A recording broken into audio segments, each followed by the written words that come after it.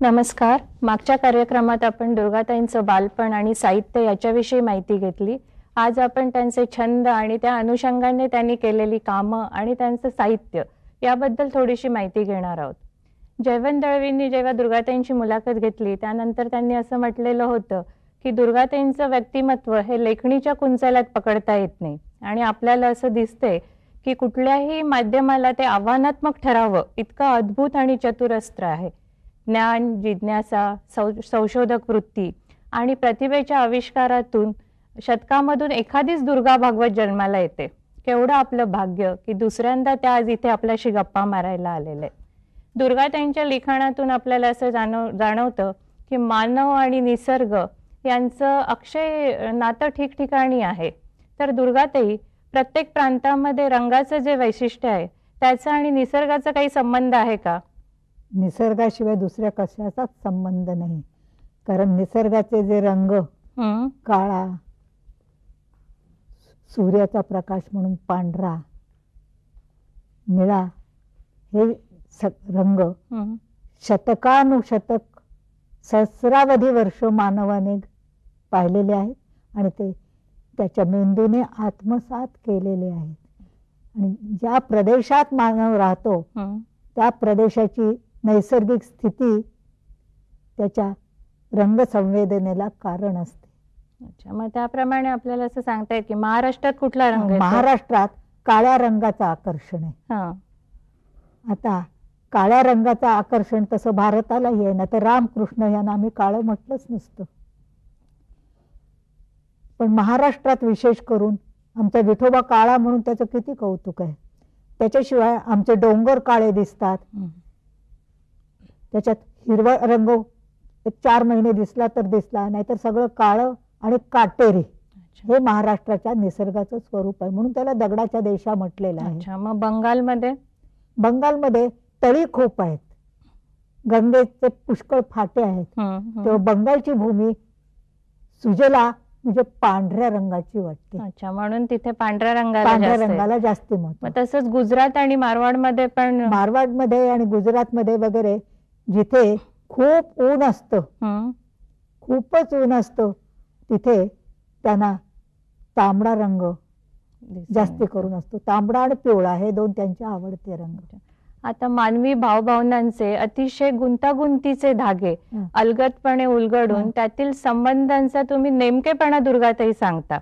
तसंच आम्ही बघतो की तुम्ही विणकाम आणि भरतकामाचे धागेही अतिशय कौशल्याने हाताळता.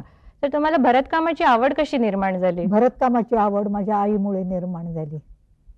माझी आई फाटकं शिवताना सुद्धा इतके सुरेख टाके घालायची की पाहत राहावं. अच्छा. आणि एकदा माझा भाऊ लहान होता, त्याची फाटकी शाल ती रफू करीत होती आणि मी जवळ बसून नेहमी बघायची, पण तिला तिच्या कामाला हात लावलेला आवडायचा नाही.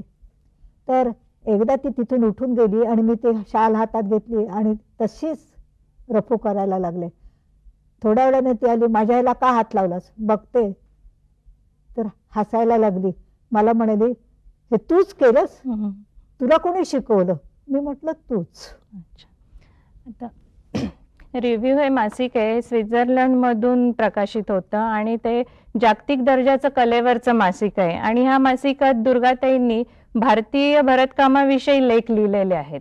तर याच्यात आपण बघतो की हा आहे तो काश्मीरी कशिदा आहे आणि इथे जे चित्र आहे ते मोहनजोदडोच्या काळातला आहे आणि तिथे आपल्याला डिझाईन दिसते. यावरून आपल्या लक्षात येईल की 5000 वर्षापूर्वीपासून भरतकामाचा विकास झालेला आहे, म्हणजे सुरुवात झालेली आहे. आणि आता दुर्गाताई या पुस्तकात तुम्ही हे टाके दिलेले आहे त्याचे, तर त्याच्याविषयी जरा सांगा. आता भरतकामाच्या विषयी सांगायचं म्हणजे हा कशिदा आहे. कशिदा शब्द आपला नाही आहे, कानडीत त्याला कसुती म्हणतात आणि आपली समज असा आहे की हा कानडी कशीद आहे. भारतातलं सर्वात जुनं नाव जर भरत कलेला असेल तर ते तसर असं आहे आणि राजशेखराच्या कर्पूर मंजरी नाटकात ते मिळतं. विदूषक म्हणतोय, दोन बायका वादविवाद करीत असतात तेव्हा विदूषक न्याय देताना म्हणतो, तुमचं बायकांचं काय, तुम्ही बायका तसर मध्ये जसे उलटण सुलट सारखं असतं तसं तुम्ही करता. आणि हा महाराष्ट्रात कशिदा जो आहे तो त्याचे हे नमुने आहेत. आणि तुम्ही म्हणाले होते की वैश्व आणि आता ह्याच्यात सुद्धा फरक आहेत. आता हे जे दोन वरचे नमुने आहेत किंवा हा खालचा नमुना आहे हे वैष्णव नमुने आहेत. कारण वैष्णव लोक गंध उभं लावतात आणि शैव हे पसरट गंध किंवा विभूती लावतात. आता हे आणि हे शैव जे खालचं हा आहे आणि हा हे शैव नमुने आहेत.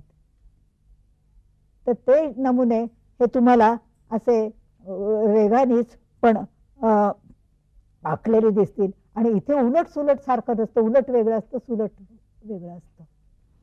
आता इथे तुम्ही हे या पुस्तकात हे पण दोन दिलेले आहेत, तर हे कुठले आहेत? आता हा नमुना जो आहे हा नमुना जो आहे तो पंजाब मधला आहे. पंजाब मध्ये फुलकारी असा शब्द आहे. बाकी साधारण आपण भरतकाम किंवा एम्ब्रॉयडरी हा शब्द एम्ब्रॉयडरीचा भाषांतर आहे. तर हा पंजाबचा नमुना आणि त्याला फुलकारी असं नाव आहे. नंतर हा जो आहे हा आंध्रातला नमुना आहे आणि तो नमुना त्याला दुधावरची साय म्हणजे पालमिगडू असं म्हणतात. तुम्ही सूक्ष्म दृष्टीने पाहिलं तर हे सुतक कापून त्याच्यावर भरलेलं आहे. कापड कुठे संपतं आणि भरण्याला सुरुवात केव्हा होते हे आपल्याला कळणार नाही. माझ्या मते हा आपल्या देशातला सर्वोत्कृष्ट नमुना आहे. आता आपण बघतो दुर्गाताई की वेगवेगळ्या प्रांतात वेगवेगळे कशिदे दिसतात, तर त्यांचं असं वेगळं असं वैशिष्ट्य असतं का काही वेगवेगळ्या प्रांतात? म्हणजे महाराष्ट्रामध्ये पाहिलं तर काळ्यावर पांढरं असं. तर महाराष्ट्र हा काळ्याचा चाहता आहे, तेव्हा त्याचं वैशिष्ट्य असं की काळ्या कपड्यावर पांढऱ्या दोऱ्याने काढायचं आणि पांढरं जर कापड असेल तर त्याच्यावर काळ्याने काढायचं. आणि मग तसंच ह्याच्यात गुजरात मारवाडमध्ये ते खादीसारखा कपडा घेतात घट्ट, आणखी त्याच्यावर ते तो रंगवतात. बहुधा तांबडा कपडा असतो आणि त्याच्यावर ते रंगीत सुताने भरतात. ते जरासं वर आल्यासारखं गुजरात मधलं दिसतं. म्हणजे जसं समजा एखादं लव असलेलं जर दुरून तुम्ही पाहिलं तर लव आहे असं वाटतं. आणखी काठेवाडमध्ये मी गेले होते तेव्हा मी पाहिलं द्वारकेच्या जवळ, तर तिथे वडाच्या झाडाला सुद्धा लव आलेली दिसायची, गवताला लव आलेली दिसायची. हा सर्व निसर्गाचा जो काही आविष्कार असतो तो त्यांच्या भरतकामात तुम्हाला उठलेला दिसेल. आता लमाण्यांचं जे भरतकाम आहे त्याचं वैशिष्ट्य काय आहे? लमाण हे फिरती जात आहे, ही फिरती जात आहे आणि त्यांच्यावरचं वैशिष्ट्य असं आहे की बायका चोळ्या घालतात, त्या अगदी भरलेल्या असतात. खरं म्हणजे लमाणात शिवणकाम न येणं हे अतिशय एक गुन्हा समजला जातो.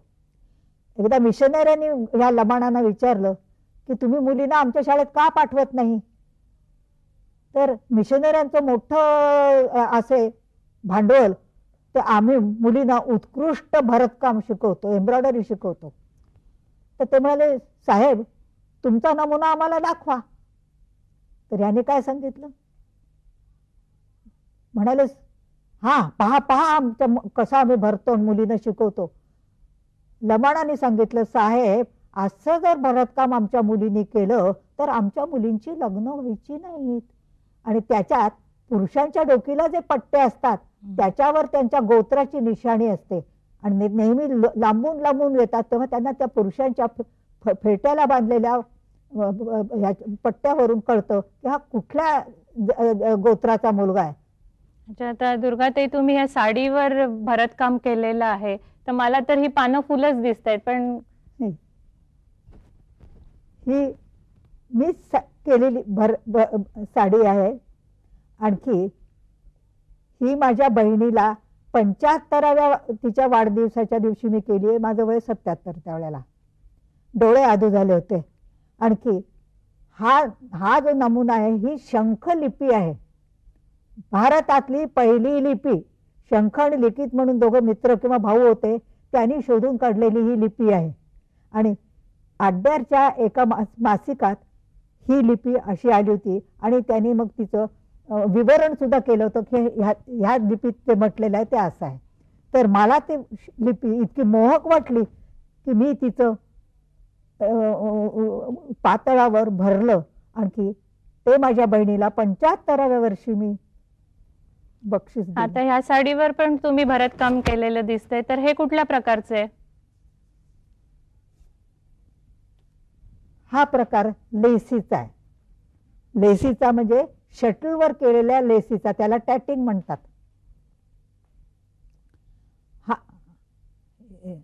तर हा प्रकार जो आहे तो माझ्या सुनेला, म्हणजे माझ्या भाच्याच्या बायकोला तिचं लग्न झाल्यावर मी करून दिलेलं आहे. दुर्गाताई, बौद्ध धर्मामध्ये शिवणकामाचं काय महत्व आहे? हा, अपार महत्व आहे. इतकं की बुद्धाचे जे शिष्य असत श्रमण, ते नग्न नसत किंवा केवळ लंगोटी लावलेले नसत. रामदासांचं आपण बघतो, रामदासांची लंगोटी आपल्याला दिसते. परंतु बुद्धाचा दंडक असा होता की भिक्षूचं शरीर उघडं दिसता कामा नये. बाहेर पडताना त्याने खांद्यापासून पोटरीपर्यंत त्याचं अंग झाकलं गेलं पाहिजे. आणखी त्यासाठी त्याने काय सांगितलं, हे तर भिक्षू यांच्याजवळ कुठलं कापड चोपड आणलं, कुठून आणणार. तर त्याने सांगितलं की तुम्ही चिंध्या जमवा. मग त्या बाळंतिणीच्या चिंध्या असोत, नाही तर स्मशानातल्या चिंध्या असोत, फेकून दिलेल्या असोत, कशाही घाणेरड्या चिंध्या आणा. आणखी त्या स्वच्छ धुवा, त्या शिवा आणि रंगवा भगव्या रंगाने.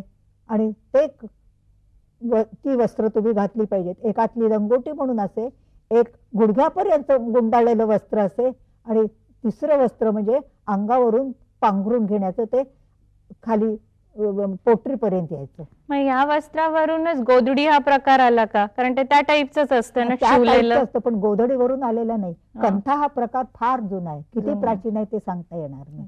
आता मागच्या कार्यक्रमात दुर्गाताई तुम्ही संस्कृतीचा अर्थ स्वयंपाक असा सांगितला होता, आणि तुम्ही सुद्धा एक चांगल्या सुगरण आहात. महाराष्ट्र टाइम्स मध्ये तुम्ही पाककृतीवर सदर सुद्धा चालू केलेलं होतं, आणि स्वयंपाकाचे वेगवेगळे प्रकार तुम्हाला माहिती आहेत.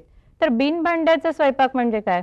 बिनभांड्यांचा स्वयंपाक हा निरंतर प्रवास करणारे गरीब लोक असतात त्यांनी शोधून काढलेला आहे. वनवासीत तो मिळतो. अच्छा. तर आणि मी स्वतःही केलेला आहे. तर जेव्हा आपल्याजवळ पीठ असलं की पुरे, तर पीठ घ्यायचं, ते पाण्यात कालवायचं, मग ते पळसाच्या पानावर थापायचं, आणि ती पळसाची पानं रानशेणी आणखी सुकलेली पानं गोळा करायची, ती पेटवायची आणि त्याच्यात घालायचं. हा बिनभांड्याचा स्वयंपाक. दुसरा जो मूळचा वनवासींचा स्वयंपाक आहे तो असा आहे की त्याच्यात खडकावर जे धान्य मिळेल ते दुसऱ्या दगडाने त्याचं पीठ करायचं. आणखी पेस्ट करायची असली तर तांदूळ वगैरे वापरायचे. पण एका त्याच्यात एक खड्डा खणायचा, तो साफ करायचा, आणखी त्याच्यात पाला पाचोळा जे काही मिळेल ते घालून पेटवायचं, आणि खूप तापलं की त्याच्यात पाणी घालायचं. वर एखादा जळतं लाकूड वगैरे ठेवायचं, म्हणजे ते पाणी उकळत राहतं, त्याच्यात पेस्ट करायची. अच्छा, तर डिंकाचा लाडू आपण बघतो, बाळंतीण म्हटलं की डिंकाचा लाडू समोर येतो, तर डिंकाचा लाडू कोणी शोधून काढला? डिंकाचा लाडू माकडाने शोधून काढला. अच्छा. कारण जेव्हा माकडी बाळंत व्हायची वेळ येते त्याच्या आधी 2-3 महिने माकड रानात हिंडतं, तऱ्हेतऱ्हेचा गोंद गोळा करतं, तो सुकवतो आणि मग ती प्रसूत झाल्यानंतर त्याच्यात मध मिसळतं आणि वेडे वाकडे गोळे करतं. अच्छा, त्याचं मॉडिफाईड करून आपण हे डिंकाचे लाडू केले. डिंकाचे. मग असं गुलकंदाचं पण असंच आहे का? होय, गुलकंदाचा करता अस्वल आहे. अस्वलांचं घ्राणेंद्रिय अतिशय तीक्ष्ण, त्यांना सुवासाचा फार छंद. अस्वल रानात भटकतात आणि सुवासिक फुलं भरभरून गोळा करून आणतात. मग ती सर्व अस्वल एकत्र येतात आणि काठ्याने आणि आपल्या पायाने तुडवून त्याच्यात मध घालून कुटतात आणि तो त्याला- गुलकंद तयार होतो का त्याला त्याचा? तिथले लोक करडी पंचामृत म्हणतात. पण आपलं ते गुलकंदच आहे. गुलकंदाचं. तर दुर्गाताई, तुम्ही तमासगीरांच्या सुखदुःखाशी पण एकरूप झालेला आहात, तर तुम्ही ह्या तमासगीरांकडे कशा काय वळलात? तमासगीरांच्याकडे 56 साली मला त्यांनी अध्यक्ष नेमलं तमाशा परिषदेचं. आणि तमाशा परिषदेची अध्यक्ष झाल्याबद्दल मला जो अभिमान वाटतो, तुम्ही साहित्य परिषदेची अध्यक्ष झाल्याबद्दल मला वाटत नाही. त्या दिवशी मी त्यांना लावणीतल्या काही गोष्टी सांगितल्या, त्यांचं कौतुक केलं, त्यांच्या गळ्यांचं कौतुक केलं, त्यांच्या संभाषण चातुर्याचं हे केलं आणि त्यांची कलाशक्तीचं वर्णन केलं. त्याबरोबर त्या बायका इतक्या खुश झाल्या की मला म्हणाल्या, बाई, आज जन्मात तुमचं भाषण ऐकून पहिल्यांदा आम्ही सुखाने रडलो. आता सुखाने रडणं हे बुद्धिमत्तेचंच दर्शक आहे. तुम्ही त्याच्यानंतर वेश्यांकडे पण वळलेला दिसतंय मला, त्यांच्याही सुखदुःखाशी समरस झालेलं. वेश्यांच्याकडे मी वळले ह्याचं कारण आहे की कारण त्या शहरात वेश्या आणखी त्यांची वस्ती जवळ असते. तर वेश्या म्हणायच्या, बाई, त्यांच्याकडे तुम्ही जाता, आम्ही कोणीच नाही का? तर मी त्यांच्याकडे पण जायला लागले. मग त्यांची स्थिती पाहिल्यानंतर मी असं पाहिलं की त्यांच्याकडे जे गिऱ्हाईक येतात ते काही सगळे वाईट नसतात. हे आता जगात सिद्ध झालेलं आहे, आपल्या देशात अजून सिद्ध केलेलं नाही. तुम्ही स्टेटस ऑफ वुमेन मध्ये पण त्यांच्यासाठी भांडला. तर स्टेटस ऑफ विमेनच्या वेळेला त्या बायका म्हणजे कमलादेवी चट्टोपाध्याय, अशा मणिबेन कारा, अशा बायका होत्या ज्यांनी स्त्रियांच्या करता खूप केलेलं आहे. पण मी पाहिलं की त्यांच्या ह्याच्यात विमेन्स काउन्सिलच्या बायकांच्या खेरीज दुसरा विषय नव्हता. खूप काम त्याच्यात त्यांनी केलंय. तर मी म्हटलं की मणिबेन, कमलाबाई, तुम्ही जे काही केलेलं आहे हे उत्तम आहे, पण वेश्यांचा तुम्ही कुठेही स्पर्श केला नाही. त्याबरोबर त्या समितीतल्या बायका फुटाण्यासारख्या उडाल्या. वेश्या? म्हटलं का नाही घ्यायच्या? बाईला चारित्र्य हा बाईचा गुण असतो, ते तिला सीतेसारखीला सिद्ध करावं लागलं. नाहीतर जर तिला सिद्ध करता आलं नाही तर ती पतिता गणली जाते. आणखी त्या पतितेचं वेश्येशी फार नातं असतं. आता तुम्ही परदेशी पण गेलेला आहात का तुमच्या साहित्यासाठी किंवा याच्यासाठी? कुठे कुठे गेलात? रशियात गेले होते 56 साली, 59 साली. आणि त्या आफ्रो एशियन कॉन्फरन्स होती, तिच्यासाठी मी गेले होते. आणि जर्मनीला गेले ते 1988 साली गेले. त्यावेळेला तिथे महाराष्ट्रातले सांस्कृतिक ज्यांनी काम केलं होतं आणि साहित्य चांगलं केलं होतं त्यांना आमंत्रण होतं आणि मी अध्यक्ष म्हणून तिथे गेले होते. अच्छा, मग तिथेच तुम्ही ते भाज्यांच्या लेण्यावरच्या प्रेतशिल्पावर हे केलं का? माझा जो अध्यक्षाचं निरूपण होतं त्याच्यात मी भाज्या त्या लेण्याचं वर्णन घेतलं. भाज्याच्या लेण्यात एक मनुष्य पुरुषाचं प्रेत पडलेलं आहे आणि दोन्ही बाजूनी झुंजणारी झुंजणारे बैल बाजूला होऊन उभे आहेत आणि वरून देव कौतुक करतायत आणि गाणं बजावणं करतायत, असं ते दृश्य आहे. तर त्याच्यावर मी पहिल्यांदा 38 साली इलस्ट्रेटेड वीकली मध्ये एक लेख लिहिला आणि सतत संशोधन करू लागले की बैल किंवा गाय आणि माणूस यांचं काय नातं आहे, मारामारीचं नातं कसं आहे. तर बौद्ध कथेत सुद्धा मला मिळालं की बुद्धाचा एक नवा शिष्य, ज्याला बुद्ध कोणी माहित नाही, पहिल्यांदाच भेट झाली आणि सकाळी तो मनुष्य बाहेर पडल्यावर त्याला गायीने शिंगावर घेतलं आणि मारून टाकलं. आता दुर्गाताई म्हटल्या की लोकांना एक अशी आदरयुक्त भीती वाटते की तुमच्याबरोबर तो दरारा आहे आणि तुम्हाला खाष्ट विदुषी असंही म्हटलं जातं. तर हे याचं कारण काय असावं असं तुम्हाला वाटतं? याचं कारण हे खरं म्हणजे ही मला मिळालेली सर्वोत्कृष्ट बिरुद आहेत. याचं कारण मला कलेच्या किंवा साहित्याच्या किंवा जीवनाच्या विषयात कोणी शत्रू नाही. जो तो आपली मतं व्यक्त करतो आणि त्याला व्यक्त करण्याचा अधिकार असतो. तेव्हा आता सत्यम शिवम सुंदरम हे लोकांच्या मते वेदकाळापासून चालत आलेलं आपलं वाक्य आहे आणि शिवमंदिरातलं परम पवित्र वचन आहे. ते या बाईने सॉक्रेटिस म्हणतो असं का सांगितलं? झाला वाद. असेच वाद माझ्या आयुष्यात नेहमी येत गेले. आणखी त्याच्यामुळे मला ही बिरुदं पडली आणि मी दोन्हींचा स्वीकार करते. अच्छा. आता तुम्ही खूप लेखन केलेले, वेगवेगळ्या ललित लेखन आहे तुमचं, भाषा व्याकरण याच्यावर तुम्ही खूप अभ्यास केले. तर तुम्हाला यातलं कुठलं लेखन तुमचं आवडतं? मला स्वतःचं कुठलंच लेखन आवडत नाही, कारण ते अत्यंत कालिक आहे. परंतु मी जी भाषांतर केली ती मला आवडतात. त्याचं कारण बाणभट्ट, थोरो, नंतर विसुद्धी मग्गाचा कर्ता, हे फार मोठे लोक गेले आणि हे ग्रंथ जगात सर्व काळी जोपर्यंत जग आहे आणि ज्ञानाची किंमत आहे, प्रत्येक देशाच्या ज्ञानाला महत्व आहे, तोपर्यंत राहणार आहेत.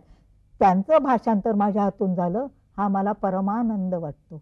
अच्छा, म्हणजे काळाच्या ओघात तुम्हाला तुमचं हे लिखाण राहील असं वाटतं. कुठलं लिखाण राहील असं वाटतं? आता तुम्ही खूप छान छान पुस्तकं लिहिलेली आहेत निसर्गावर वगैरे, तर काळाच्या ओघात कुठलं लिखाण राहील? ते मी सांगू शकत नाही.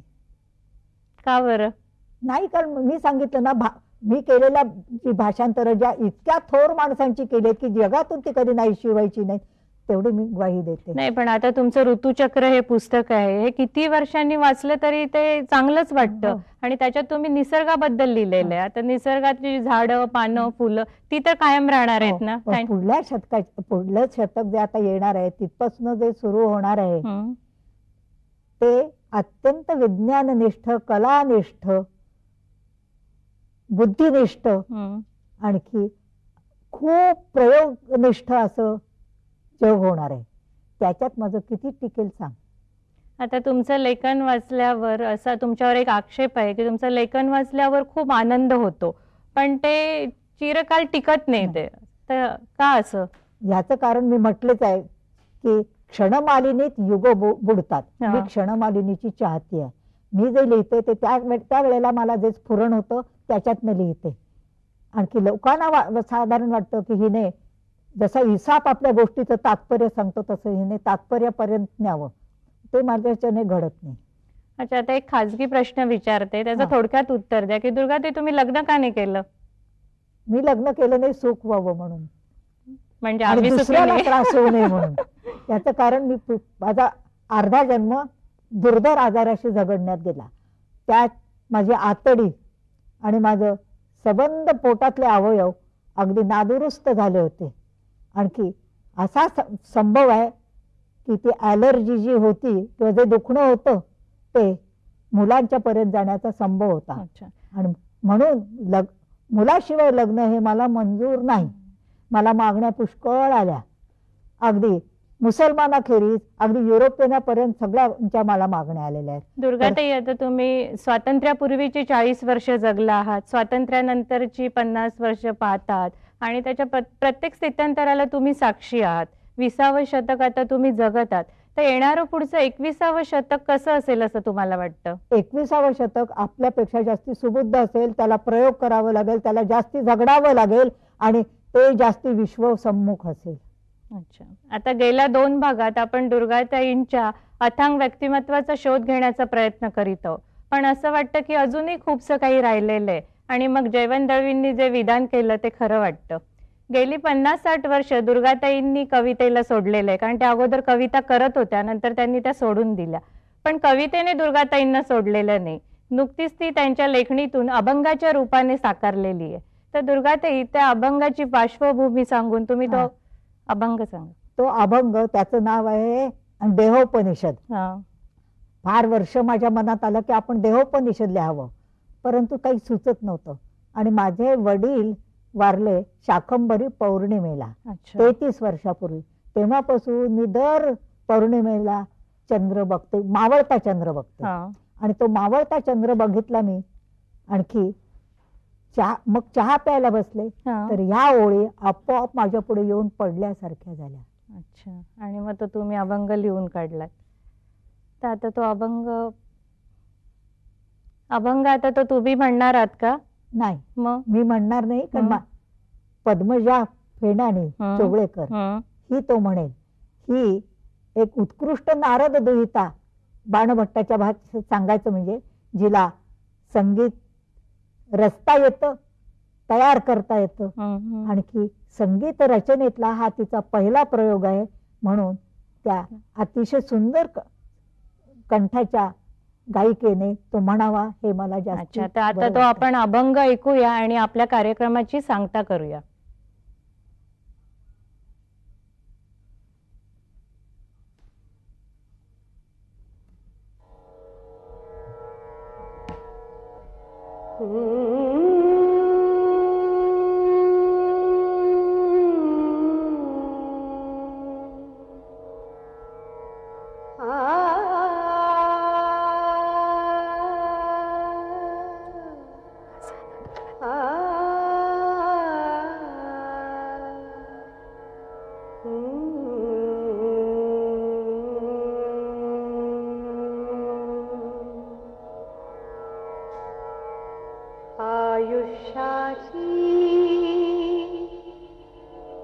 झाली रात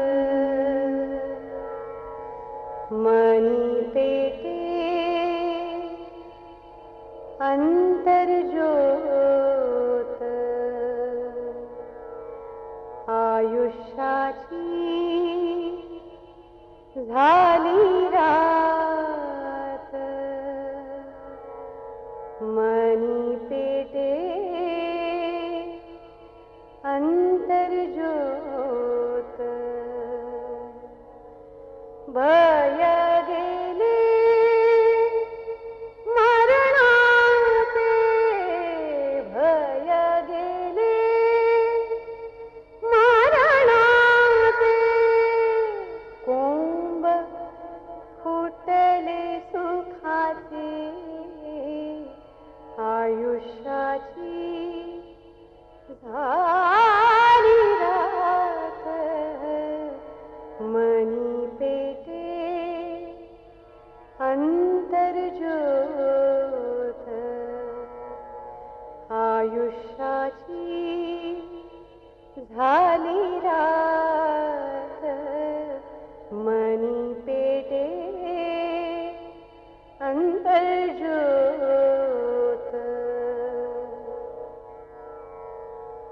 अवयवांचे बळ गेले काय कुणाचे अडले अवयवांचे बळ गेले काय कुणाचे अडले फुटले जीवनाला डोळे फुटले जीवनाला डोळे सुख वेड त्यात लोळे आयुष्याची झाली रात मनी पेटे अंतर्ज्योत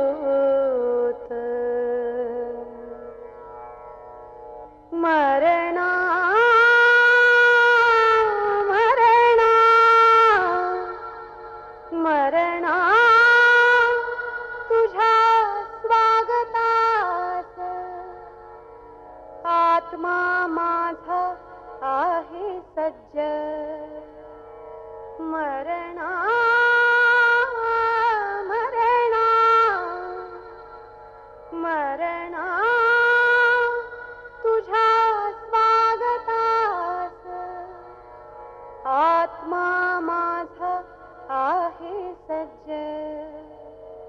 पाय घडी देहाची ही घालून मी पाही वाट, पाय घडी देहाची ही घालून मी पाही वाट, सुख वेडी मी जाहले देहोपनिषद सिद्ध झाले, सुख वेडी मी जाहले देहोपनिषद सिद्ध झाले, आयुष्याची झाली रात मनी पेटे अंतर्ज्योत,